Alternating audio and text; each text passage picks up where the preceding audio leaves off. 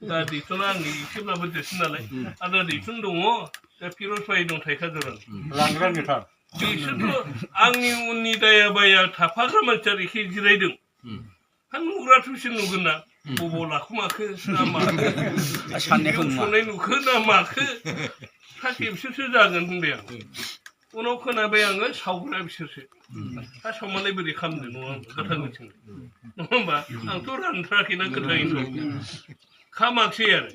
दा बिसिनाव ओरैबायदि मोनसे प्रभाब गन्दा खालामग्रा दं फोसावनानै होग्रा मिसा खोथा बुंग्रा थारमाने जै बारनाय लोगो लोगो फैसा एथ' मोनबाय आमोखा होनो बेबायदि सावो स्वयं आङो मैया लोगो लोगो जिरायाखै दाखालिनो फैखालिनो लेंदोंमोन बांद्राय जाया होनबा बे एसे जिरायहोदोब्रा आंबो आलासि जाहैनो फैफिनगोन गोदानसो आंबो एसे मोनबाय एसे जिरायहोदो होनबाय दा खुनुरुखुम सानसे जिरायनानै मैया लांफाबाय दादगारिसिम दा दादगारियाव थांनानै खोनाहैबाय जायफ्रा इउ पि पि एल नि जानानै बिराद खाथिग्रा मानसिफोर दङ दा रिना बारा गैया 2.5 लाखमोन बे रिनखौ सुख'नो थाखाय बेखौल' बिदों रावबो थाबोआ आं दाखालि हारसिं जादों हारसिं जायामोन दा बिसोर दादगारि हिसाबै मालाय हाया रेभिनिउ जाजोबसैनो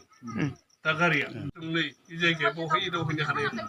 बेखौ सानखाबाय आरो ओंखायनो फैनायबो नंला आरो आं गुगाबो दोनबाय दा गावनि हेड अफ दा खामानि मावग्रा मानसियानो नोंसिनाव फैला बियो दा गुबुनफ्रावबो फैनो साहस जानाय नङा दिनै मिटिं लादोंनो गावनि जोंनि फुराना अफिसाव फेरेंगा फैदोंनो गाव थागोन माखासे बे लालु पान्जिफोर थांफानाय बिसोर थागोन दा